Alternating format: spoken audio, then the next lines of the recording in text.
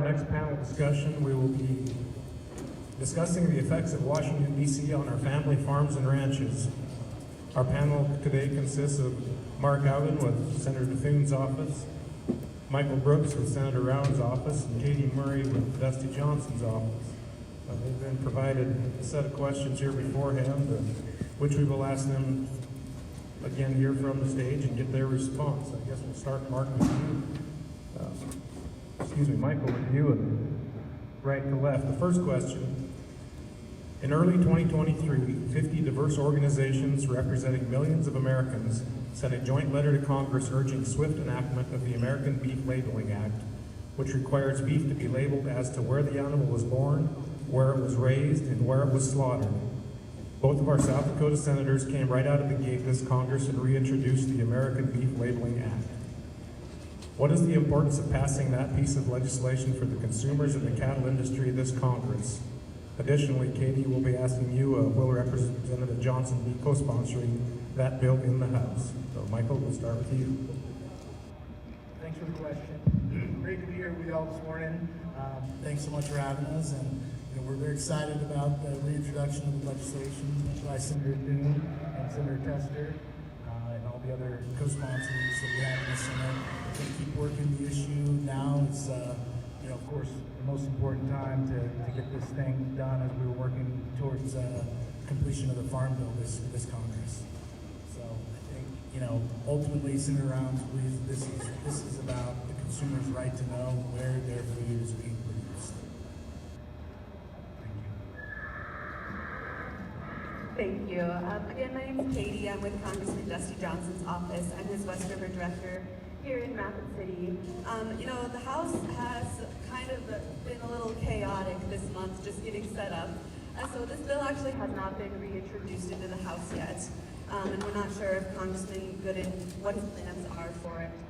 So as soon as it's dropped, it's certainly something we're going to be considering, but we have not made a decision yet.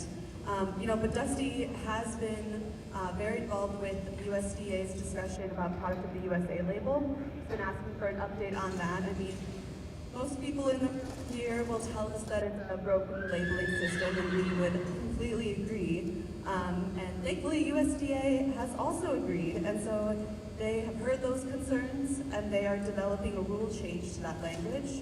So it was actually last month in December, USDA released notice that this proposal is currently under review at the Office of Management and Budget, which is sort of a path along the approval process.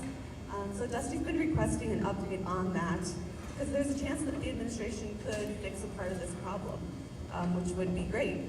And if they can't, we will certainly be looking at ways we can work towards a trade-compliant country of origin labeling. Dusty's always supported more truth in labeling, but he operates in the world of possibilities, and MPOOL has not had the numbers in the past for the House. But as Farm Bill discussions come up, it's certainly something we'll be talking about, it's something we'll be looking at, and we're going to be pursuing all options to get towards the end goal, which is both producers and consumers having faith in a label that means what it says. Good morning. I'm Mark Haugen. I'm the West River Director for Senator Thune, and Ag and Natural Resources are kind of my thing in that category. They ask how important this is. It's very important. Important enough for Senator Thune that it was the first bill that he introduced this in Congress. So I think that shows where his priority is on this. I chuckled a little bit when the theme of this is unity in the ag community or the cattle community, and then the first question is about MPOOL. Obviously, there's differences of opinion across the state and across the organizations. My just read on it in the past year is that I think it's trending in the right direction towards MPOOL support, even among those who, some of those who didn't support it so much in the past. I kind of get more of a, well, it's at least worth trying it again, or it's worth trying something. So we're kind of running out of ideas. So I think it's moving in the right direction.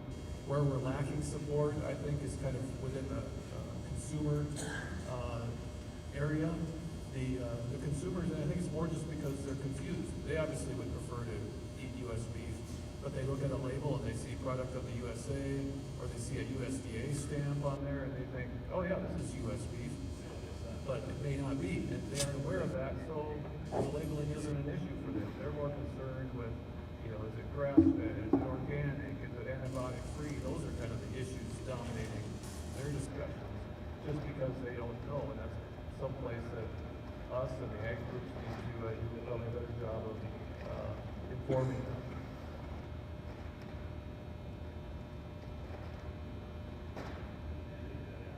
Thank you. Next question, Katie, we'll start with you.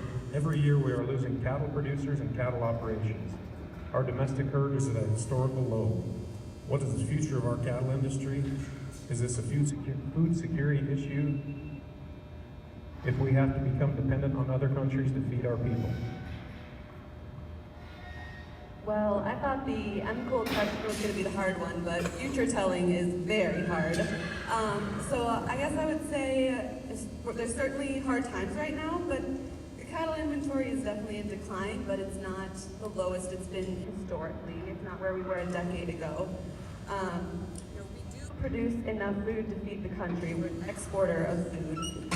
So the part about, our food security, America, we're doing okay, but there are certainly threats on the horizon. And that's actually why Dusty has been a leader on this bill about China purchasing U.S. ag land and ag companies.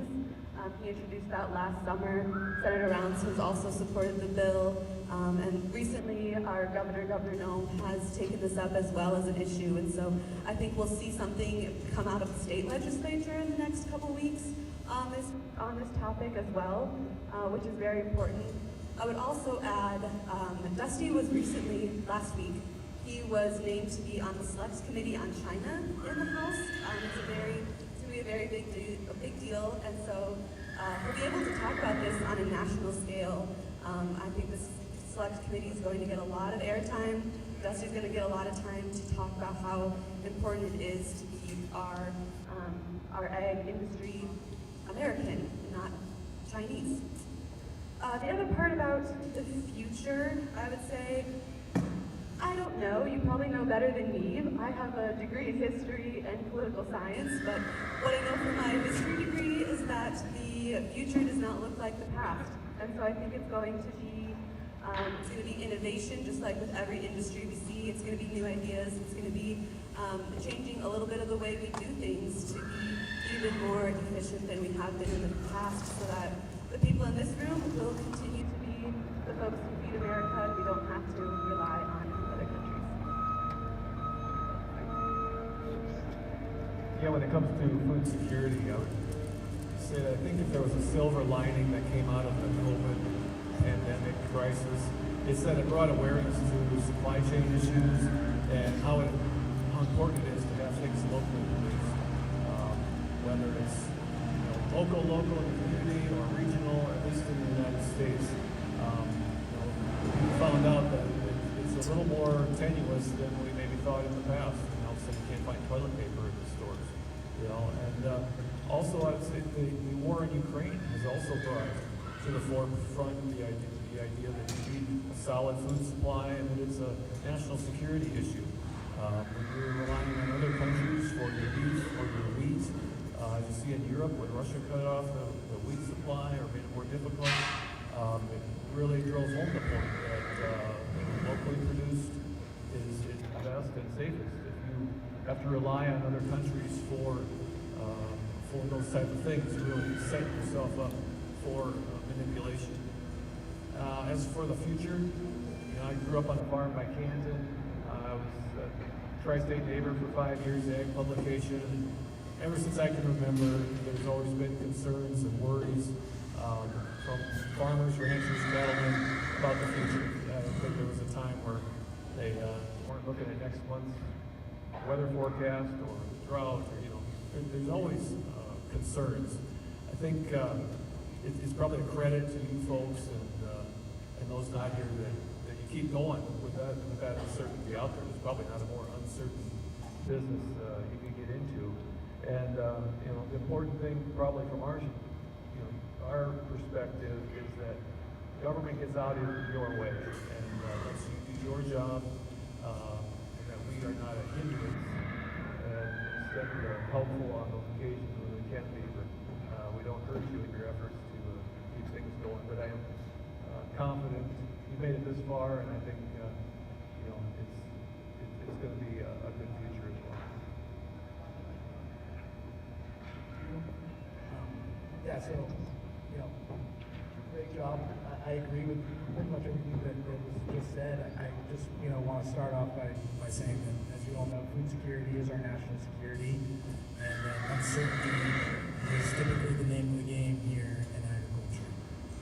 So it's tough to predict what the future holds, but there's no question that times are tough right now, and, sort of picking up on what was just said, we want to make sure the government gets out of your way to do what you do best. As far as kind of going back to the last set of answers, that engaging with the consumer, getting them off of things like that don't matter as much, and encouraging them to focus on the things that do matter, like USA raised beef, are some of the things that are going to help continue to have this industry thrive into the future. As far as food security in other countries, the PASS Act was mentioned, which we're actually, Senator Rounds is introducing today out in Washington, which would limit the ability of our adversaries to purchase agricultural land and businesses, and I think that's a big piece. But it's also about the beef that's coming into this country. And take a look at countries like Brazil that we clearly cannot trust their reporting on whether or not they've got these diseases coming in through their live cattle markets here. That's a huge national security issue. If we get an outbreak in one county, it's going to spread quick, and that would be completely devastating. Senator Round is working on another piece of legislation that would limit the importation of Brazilian beef until we can get some assurances. We'll be introducing that bill in a couple of weeks with Senator Tester. But thank you. Hopefully this microphone works as well, so we don't have to awkward passing. The next question's a little bigger, a little longer, so we'll give you more time for that. Mark, I guess we'll move to you for this. The Farm Bill takes center stage in 2023. What are your office's Farm Bill priorities? Well, obviously, we already touched on the MCOOL. I think the Senator has said many times one of his top priorities is providing a good safety net for producers, crop producers, livestock producers. It's just a number one risk management tool for them. And again, it's important we do no harm and maintain the crop insurance. We need to prioritize that over these ad hoc payments of years past. We also need to keep looking at ways to improve it for the livestock producers. There's programs like livestock risk protection and the PRF. They're good examples of areas that help. We're always looking for ways to strengthen those and strengthen the disaster program. He's going to continue working to ensure that the livestock indemnity program has adequate payment rates and coverage for weather and disease-related deaths. Also working to improve the timeliness, which is something we run into a lot here from a lot of producers. Timeliness of assistance they're getting on the ECP and livestock forage program. There's tomorrow on the other, it's maybe more of an East River thing, but tomorrow he's introducing the CRP Improvement Act, and that will, hoping to get that on the Farm Bill as well. That seeks to address CRP issues that have kind of risen up since the 2018 Farm Bill. It would provide a cost share for improvements like fencing and water distribution to those enrolled, and it also proposes an increase in the annual CRP payments from $50,000 to $125,000, and that'd be more consistent with the ARC and PLC limits as well. So I think now is a good time. They're having these discussions, and the Ag Committee is beginning to meet, and ideas are being brought to the forefront. And now it's just a matter of getting them in the Farm Bill and see where it goes from there.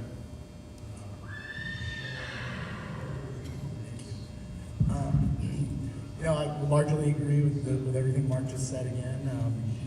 Defer to our members here that are on the Agriculture Committee, but Senator Rounds is actively engaged with the Farm Bill discussions. I personally have already had meetings with with some of the committee staff out in Washington, talking about some of these priorities that we just talked about. Really, it's just, I think our focus is going to be on making some common sense reforms to various programs, various agencies with USDA.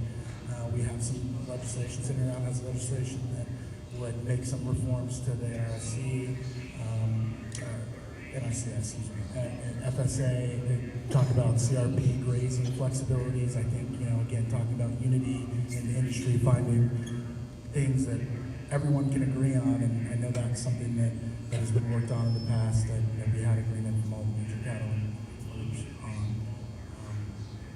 And again, just making common sense reforms, saying things that have happened over the last few years since the passage of the last Farm Bill, and addressing those directly to help, again, get the government out of the way and let the producers do what they know how to do best. And that's, again, raising agricultural products that feed the country and the world. So we're going to continue to work with our members on the committee, and we have a benefit of being a very unified front in South Dakota on pretty much all agricultural related issues, and I think that's really important. It's something that differentiates our congressional delegation from a lot of others. We might be smaller than most, but we sure are mighty, and our members play a leading role in agriculture committees, and we're going to continue to press hard and get some common sense reforms. And Michael actually lives in the swamp, so he knows what people say about us out there. So he mentioned that Senator Thune is also on the Ag Committee in the Senate, and Dusty's on the Ag Committee in the House.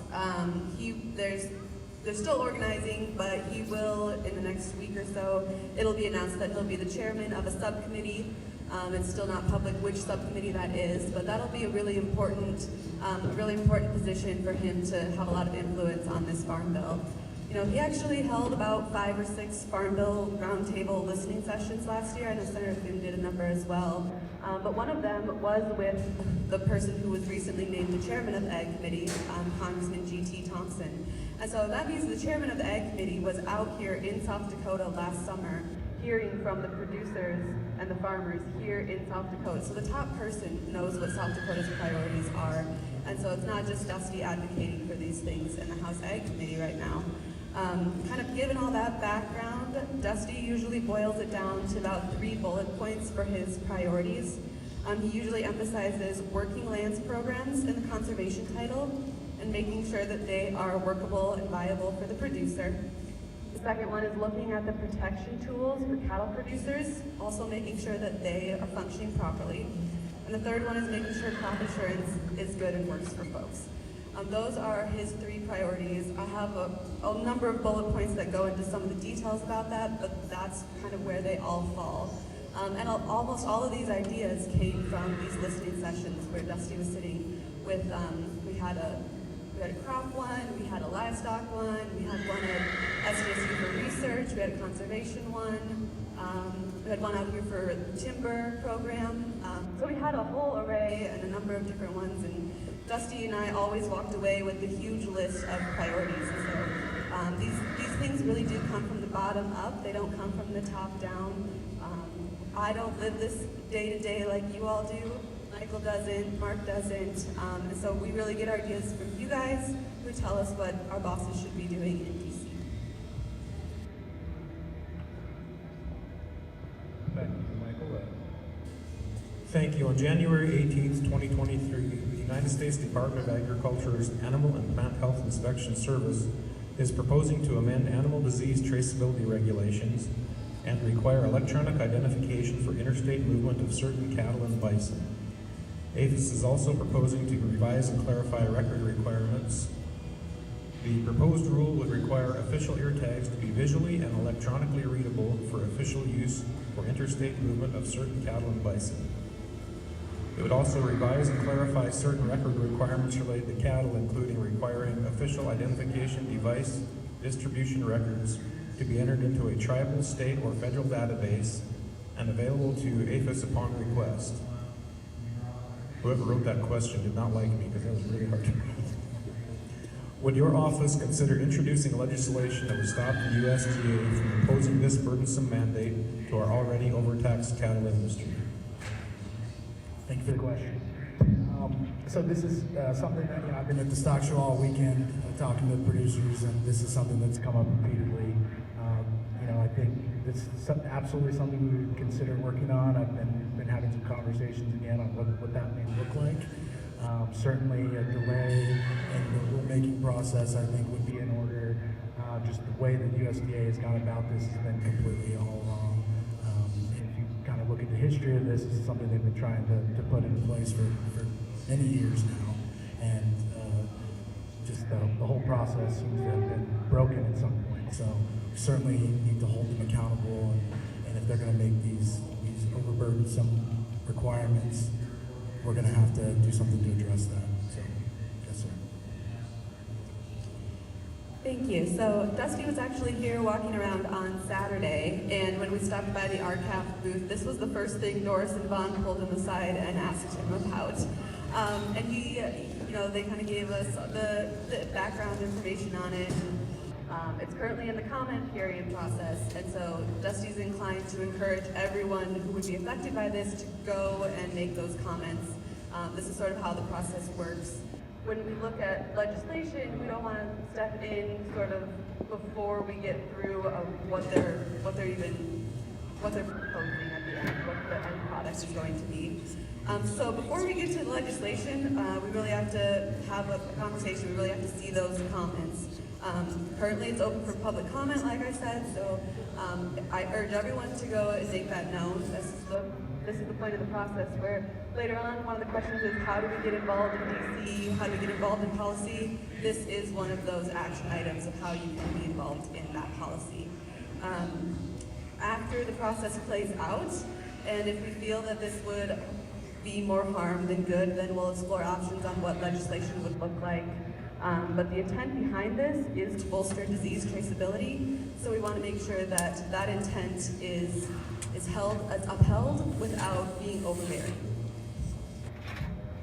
Just to back up what Katie said quickly here, if you would like to make comment, and I believe that's what we do in the banking industry, we make comments on things we don't care for, hope we can get action. Doris has a slip of paper like this you can use to make those comments available over there at the table. So, sorry for the interruption, Mark, carry on. Yeah, this is obviously an issue we've heard a lot about over the years. It's divided the industry as well a little bit. Some valid points on both sides that probably need to get sorted out. We have, as for legislation regarding this, we have, to my knowledge, not heard anything about legislation or been asked about it, but I was asked, I think last week, by the head of the Stock Growers Animal ID Committee to see if the senator would request an extension on the comment period.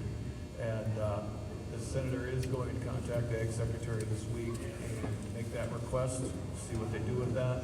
But given the complexities of this rule and the arguments pro and con, we just need more time. The producers need more time to get their comments in, and also we'd like more time to hear those comments and sort through everything before we resort to any legislation. But it's certainly something we can consider down the road. And again, urge you to get your comments in to USDA, and also let us know, just what you would like fixed in the rule or thrown out or whatever the case may be. Thank you. Next question, Katie. In early 2023, President Joe Biden released plans to create a more competitive and resilient meat and poultry supply chain. The Biden administration is set to announce $1 billion to help independent processing capacity, $1 billion, excuse me. President Biden's action plan for a fairer, more competitive, and more resilient meat and poultry supply chain will address inflation and the major monopolies in the food supply chain. Does your office agree that this action will benefit our local cattle producers, and what are you doing to promote this? Thank you. Yes, so we're very supportive of independent processing capacity. Last year, Dusty had visited Wall Meats. He was at the the groundbreaking for the United Ranchers Co-op down in Fall River County. So he's seen some of these these small projects, and he's very supportive of these small projects. We want to make sure that there's a permanent program at USDA to continue to bolster cattle markets and give producers more options. Last week we introduced 2 bills. The first is the reintroduction of the Butcher Block Act with Congresswoman Abigail Sandberger. And this actually was implemented last year by the administration as a pilot program, and so there's real money on the ground for this already, but we want to make it a law so that this administration, a future administration, can't change it. Because sometimes when presidents get elected, they start changing things really, really quickly, unless there's a law about it. And so what the Butcher Block Act would do is it would authorize grant and loan programs at USDA Rural Development to help build packing capacity. These grants can also be used for feasibility studies, economic development planning, and technical assistance. The second bill we co-led is called the A+ Act. And currently, livestock auction owners are prohibited from having a stake in packing facilities, which makes sense. You don't want one person owning everything. But we think that if there was a tool for that local person to be more involved and that local person to have the opportunity for additional capital to help small facilities grow, that should be an option. Like everything, you don't twist the dial too much, but if you just twist it a little bit and tweak it, it might add more capacity. So this is something our office has been very involved in, and Dusty's been a champion for in the past. Well, yeah, on the surface, it sounds like a good thing. I mean, who's not for a fairer, more competitive and resilient supply chain? The devil's in the details, though, and frankly, we haven't heard a lot from the administration on this. I know there's some stuff in there for supporting the independent processing, and the Senator has a bill in those regards as well. Generally, any increasing meat processing is a good thing, so we would support the administration on anything they can do there. I know one of the things the administration announced they were hoping to do with this was looking into the product of the USA label. Again, I wonder where they got that idea. And so we would support them in that. But that, looking back to, I think that came out last summer. So again, we haven't heard any movement on that, where that's at. Fortunately, the senator will be they have an Ag Committee hearing tomorrow regarding trade, and it's among the list of questions he hopes to ask the administration for an update on where they're at with the product of the USA labeling, and a timeline and what they intend to do with that. So frankly, we wish them the best of luck, and we'll support them where we can, and just wish they move along a little quicker, like anything else in government. Thank you. Thank you. Yeah, more competition is always going to be a good thing. We are supportive of all the piece of legislation that we already talked about. Senator Rounds also has some legislation that will be introduced shortly that would allow for products to be sold across state lines. So I think that's another opportunity here, and utilizing any resources that come available from the administration. Mark's right, the devil's in the details, and timeliness is certainly a factor.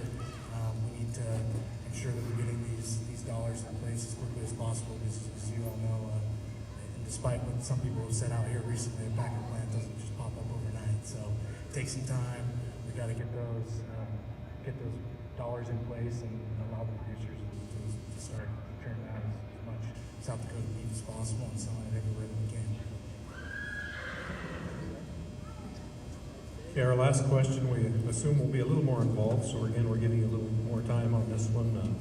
We'd like closing remarks from each of you. Our independent livestock producers and ranchers aren't as well informed as they would like to be on what's going on in Washington. How can we protect ourselves, our livestock, our profits, and our livelihoods from the bureaucracy of Washington? Well, based on the calls and emails I receive in the office, you'd be hard-pressed to convince me they aren't paying attention to what's going on in D.C. I'm looking at you, Rick Fox. But I think sometimes it's good from our perspective that, and obviously people here are engaged and are paying attention. We're kind of preaching to the choir a little bit. But sometimes it's good as well to give people, the other side of the story, as Paul Harvey used to say. It seems like, because sometimes while they are paying attention, their news sources are kind of skewed, lot of times they pay attention to the news they want to hear and don't pay much attention to the other viewpoints or the other side. But I think just for producers in general, just being informed and active is one way to do that. And you know, you can find DC news about anywhere you want. And I suppose the best way is to find a large number of sources, and instead of just one, and then sift through that, see who you find credible or not. One of the things, I guess, from my perspective, having been doing this for 18 years now, is not that this would ever happen, but don't be so hard-headed. You know, it's be open to new ideas, listen to people. You know, as my dad used to say, have an open mind, but not so open-minded that your brain falls out. You know, so you know, and I think to listen to the younger generation. I know, you know, it's getting to be a lot of gray-hairs like me around, and I think it's necessary to listen to this younger generation. We all want them involved in agriculture, but sometimes they get pushed out when they aren't agreeing with our beliefs or something. And you know, we get stuck in our ways, for better or for worse, and they may have a better outlook or a different outlook. They may be more in tune with you know, this next generation coming up, the younger generation. Because if you don't include them in your voice or in your organization, who's gonna backfill for you when you leave? Like I mentioned, we've got a lot of gray hairs here, and you know, who's gonna backfill those positions? And if there's nobody there, then your organization goes away, and we don't want that, and I know you don't want that. So I guess I urge you to do that.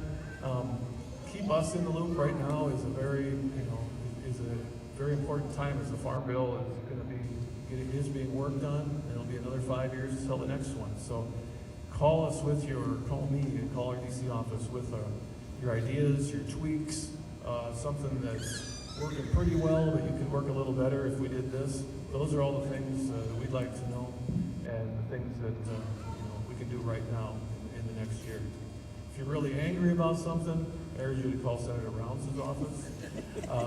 But otherwise, give us a call. So thank you, and thanks for the invitation here to speak today. Thank you very much. Yeah, you know, and I'm just going back to the title of this event today, the need for unity in the cattle industry. I would just encourage that as much as possible. Any unified fronts, and there are plenty of things that we've talked about today. You know, the Brazilian beef ban, the CRP grazing flexibility. Some of these issues, if I'm not mistaken, are supported by all three of the cattle groups that are represented here today. And you know, bringing a unified front, we have such a small piece of the overall population of people that are involved in agriculture. We just have to make our voice that much stronger. And you know, you got 9 states, that's 18 senators. We're cattle outnumber folks back home, and you know, it's a good chunk, but we have to continue to engage folks, engaging the consumers, so they tell their big city folk, you know, representatives that these are things that they care about too, and finding ways to bridge that gap from folks that don't live this life, and encouraging them to also, like you know, we would encourage you all too, to make your voices heard. You know, contact our offices. We've got offices all across the state. You know, you can pick up the phone, you can send us an email, you can send us a letter, send us a fax, whatever you'd like to do. Just knowing where you all stand helps us do our jobs better. When we have people that, you know, we talk to on a regular basis, and we can take those issues back and fight for them in Washington, that's going to ultimately help us be the most effective we can be. So we just encourage, you know, anywhere that we can find common ground to come together as a unified voice to your representatives in Washington. That's going to ultimately help us be more impactful and ultimately benefit the industry. So you can call us, or you can call anyone up here. We're happy to take your call and talk through these issues with you anytime. So thank you again for the opportunity to join you all today, and hope everyone has a great time at the stock show. And hopefully we'll be hearing from you soon. Okay, so how to know what's going on in Washington is not easy. I mean, like Mark said, I would listen to a podcast, I watch TV, I read news, I get emails.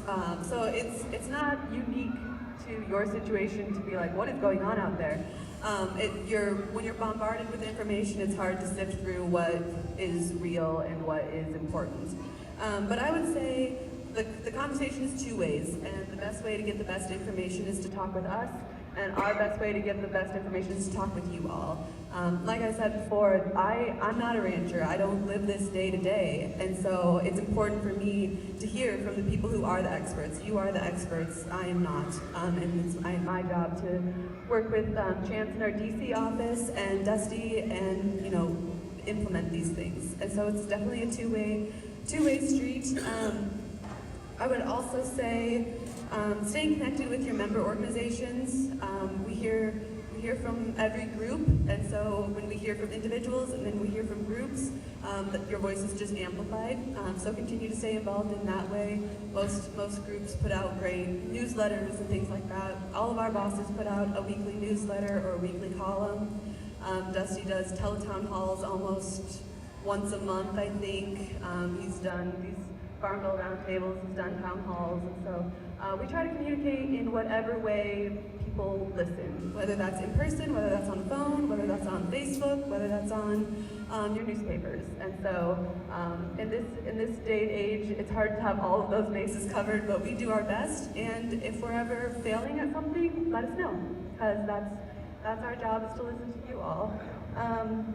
Sort of as a conclusion, I would just say, you know, like I said, Dusty is on the Ag Committee, he's on the Transportation Committee, and he was just named to the Select China Committee. And so a lot of these do tie in with this transportation. You know, how are you shipping cattle? How are you shipping your products? And so all of these definitely impact your life. And so hopefully we can continue the conversation and implement the best policy that we possibly can for you all. And again, thank you for inviting us to be here today. Y'all were so agreeable, you got us back on our timeline. Hey, how about a round of applause for these folks for taking the time to sit and